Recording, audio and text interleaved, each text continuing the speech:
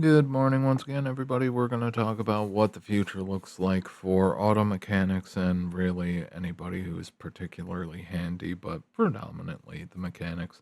So, we're going to start with financialization. One of the problems with financialization and putting a fucking dollar sign on everything is everything has to be geared towards efficiency. You just can't have a normal plot of grass. No, we have to put a fucking monument there. Or if it's not a monument, we're going to put yet another one of these cheap mass produced houses. Whatever will generate the most fucking revenue within zoning guidelines. All right, which will be regularly adjusted so long as it generates more revenue. All right, rules apply asterisk. Okay. So what the future looks like for mechanics, obviously the standard shop model is fucking dying. All right, the idea of working for a primary mechanic as somebody who's reasonable, decent enough at the trade, and just showing up to work every day. You get one of the bays, and you get work thrown at you. But under a primary mechanic, in terms of the actually keeping a roof over the head and actual costs, at least some of the costs, um, yeah, that's going away. What the future looks like is essentially either as a mechanic you go shade tree, which is shade tree independent, either or, whether it's above board or not doesn't particularly matter, but eventually it's going to be one of those two. Alternatively, instead of being more mobile, what's going to end up happening is because the costs of operating are going to explode. All right, they're going to explode for most current businesses with brick and mortar storefronts. What's going to end up happening is if they have a dock bay or any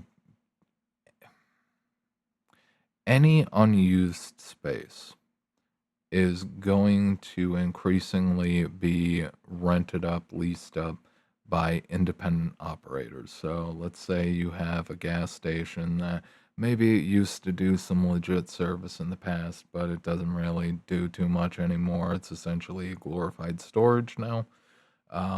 Essentially, what will end up happening is they will find themselves in the position where they need that extra revenue, and instead of having to deal with any of the bullshit themselves, they will just start selling off, the bays independently. So you'll be able to rent a bay at a local gas station. It depends on if you're in a rural town or a city, depending on the infrastructural circumstances. And they'll start trying to lease out any of their unused space to try to make up the cost. This is where you're going to come in. So essentially, instead of having the normal shop model, you just go independent and you buy up one bay at, I don't know, could be an old gas station, could be an old diner or some shit that has a garage door. All right. Literally anything, everything. A detached garage doesn't particularly matter. All right. If you've been up in the north at all, in the northeast especially, you do see literally just random garages. Sometimes, they get converted into self storage. Um, a good chunk of them sit largely abandoned. Nobody really takes care of them, but it's a roof, garage door, chain drive, lift that bitch up, pay a reasonable amount, and start doing car work there. All right. Now, given it's not going to be perfect, you're not necessarily going to be able to deal with whatever comes your way. Obviously, the software is getting more and more corrosive to the process with the newer cars. So, obviously you're going to want to set certain stipulations like no, we don't work on anything older than 2018, 1920. which is fair. All right, I hear that shit all the time when it comes to certain mechanics will take one certain type of car and actually fix the damn thing, and other ones will be like, well, you can bring it in and we'll run a diagnostic. Well, that's about all we'll fucking do for you. It's just like, all right, thanks. Message received. This this this is going to be the future for you. All right. If you cannot get hired at a mechanic shop, I know it might not necessarily be what you were hoping for, or a dealership. I know it's not exactly what you're hoping for, but going independent, being able to write off the cost of your tools, the cost of the actual space that you rent specifically for the business, you're going to have a lot more advantages being independent than you are working for a primary mechanic. All right. Given you aren't necessarily going to have the same level of access to tools, parts, whatever the hell primary mechanics offer their, intermediates. But being able to write off the tools on its own is going to make a tremendous difference for you. Add to it the fact that, as long as you have the fucking paperwork to prove it, leasing just one garage door, one impromptu bay, all right, to start doing work from, that's going to work in your favor. All right.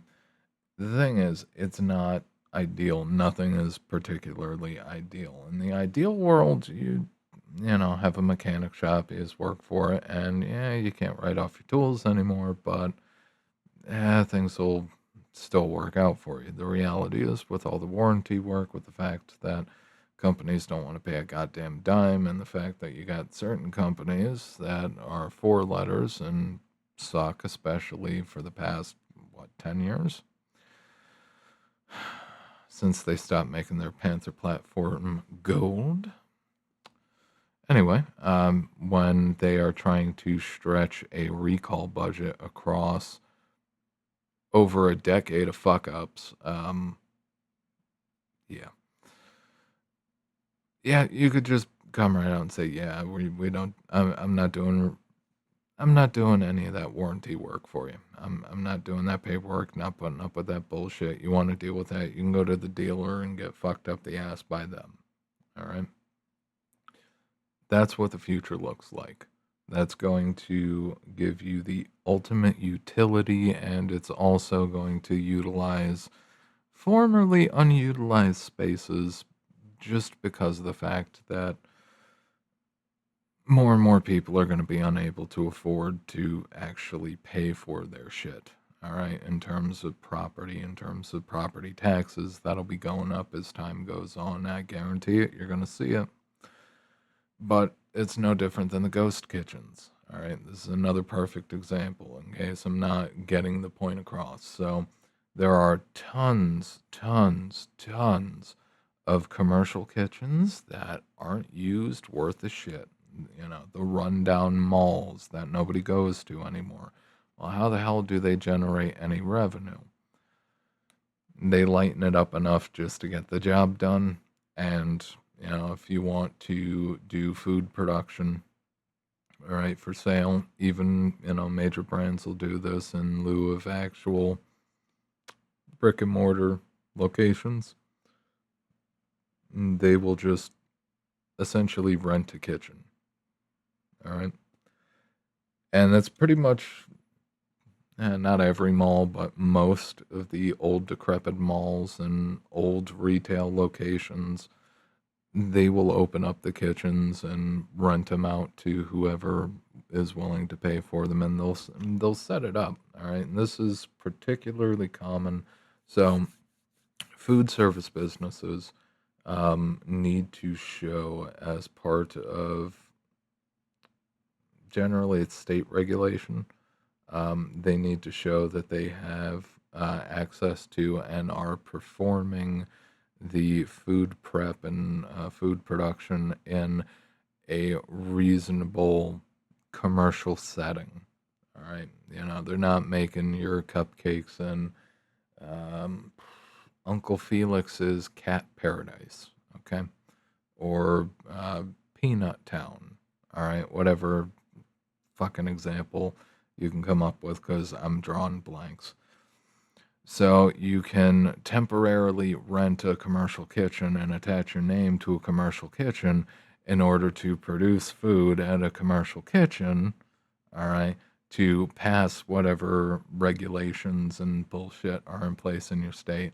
And then whether you actually produce everything there or whether you just produce there to,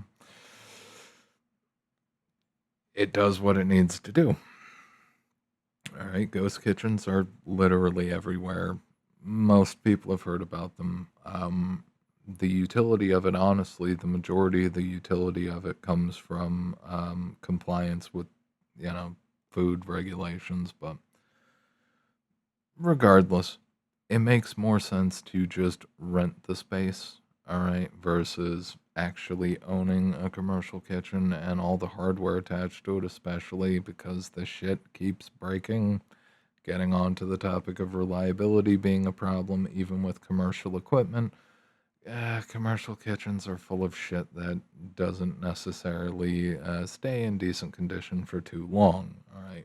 Just like with normal people, cash cows. All right. Oh, you need a freezer that actually freezes. Oh, shit. I guess you're going to have to buy another one from us 3 years after your first. Damn shame, damn shame. Well, I mean, we did give you the paperwork to say what you should have maintained, but you didn't, so you're a dick. All right. The thing is, you don't need to actually own the properties anymore. You just need to be able to rent the space. All right. And to get the ability to write off all of those fucking costs. It's worth its weight in gold. All right. It's worth its weight in gold. This is the future. All right. Every single bit of fucking space that can be used, all right, for production of anything. You're not going to want to be actually tied to the brick and mortar locations. You want to be able to, if a pipe bursts and everything goes to hell, not my problem, bro. Pick up, move all your shit, rent out another commercial kitchen. Boom, you're back up and operating. All right. If you run into a problem, if you're renting a garage from somebody to be able to do car work, you run into a problem with them, or they start making more demands, they start being shitty. Maybe it's about the amount of vehicles that you have parked waiting to get worked on. Could be anything. Could be maybe they saw a drop of oil hit the concrete. Oh my god. Who would have thought something like that could happen? You run into problems, fine, pay whatever the restitution cost is, and move on. All right. Just like with how you should be, especially if you're younger, how you should be tied down by nothing. When it comes to business going forward, at least above board, you don't want to be tied down. All right. You want to be able to pick up, throw everything on your back, and go. All right. The more shit that you have holding you back, the more fucked position you end up in, the more you end up paying over time, just because if you can't instantly pick up and poof, all right, if they know that, if, at the very least, if they expect that, just like with rent prices, we're going to keep jacking those up, jacking them up, jacking them up. In San Francisco, maintain your mobility, all right, maintain general agility. Independent is the way to go. All right, with just about anything. You do not want to be, especially going into the future we got ahead of us, you don't want to be tied to a fucking employer, especially one that's going to try to monopolize your fucking time, pay you shit for it. All right. And just blatantly disrespect you whilst they're paying you less than a living wage. All right. You don't have time for that shit. Those Snap-on tools aren't going to fucking buy themselves. All right. Regardless, I'll end it here. You guys have a good one. Take what I said hard on that. Trust me, it'll work out better for you. If you just got out of any school or training programs for automotive, go independent. There's definitely room for mobile mechanics, of course. That is always a pretty solid market, although it does leave you at risk of, going to the wrong house, getting whacked over the head with a pipe, and boom, your entire $100,000 tool stash on your van just disappears. There is that risk, but additional insurances and a harder head generally will keep you in decent shape. All right. If you're coming out, you want to be independent. Don't don't even fucking waste your time waiting for a fucking job from for any of the shops or dealerships. They're fucking sinking ships. All right. That's the reality of it. They're sinking ships. All right. Especially when you consider um, there's been a couple mechanics before I end this. There's been a couple mechanics that we've known, um, that used to work for professional shops, and they ended up starting their own thing. And a lot of the times when they go off and start their own thing, um, the shops they worked for try to raise absolute hell um, over it. But the reality is, overall, it's a win-win for the independent shop runners, operators, um, and the consumer. All right, because the reality is, when a shop has to charge you $1,500 versus an independent who only has to charge you $800, okay, you can't make up the fucking difference there. All right. A given cost of enhanced liability insurance and whatever else they might have to fucking pay for. It's the thing. But the primary job of the shop is to make money. All right. And especially to make money for the owner. You're not the owner in most cases. Okay. When you can charge 800 and a shop is charging 1,500, people will naturally prefer you over the shop. Once you build up a decent name for yourself, you're relatively solid. You just have to ensure that you carry the insurance in case you run into one of the ditzy blonde girls who never put oil in her car and it's clanking, and you are the poor dumb bastard who, you know, went off of the shop property. All right, let's say it stopped. This is a real story, by the way. Um, Stops just outside the shop. All right, the dude comes out being naturally like, oh God. Well, I'm not gonna be able to necessarily do anything for you, but I have an idea what your problem is. He opens up the pulls the oil, and of course there's no oil in it. And because he walked off the property into the public space to do it, her and her lawyers tried to bankrupt his ass. Know your laws. It's an important one. Know your laws. That dude currently, assuming I don't actually know if he's still alive, but that guy in particular ended up leaving the automotive trade, and now he just moves heavy equipment on a tow behind trailer. Yeah. Once you deal with enough shitty people, that tends to break the resolve of people to participate in the more riskier parts of the economy. Liability and liability insurance and the legal system is quite bullshit. Anyway, I think that'll do it. I'll end it here. You guys have a good one. This has been Michael from Spades Consulting. If you are interested in personal or business consulting, www.spadesconsulting.com without the dash. If you're interested in written content, check out the Substack linked below. And in the site nav, it'll be on this side. And if you appreciate the video, even though I know I stumbled a couple times, like, favorite, sub, share, ring the bell, ding the bell, do all the things, hype it, leave a comment, uh, tickle the bell, lick the bell, do whatever you want to do to the bell, bro. I'm not going to stop you. You guys have a good one.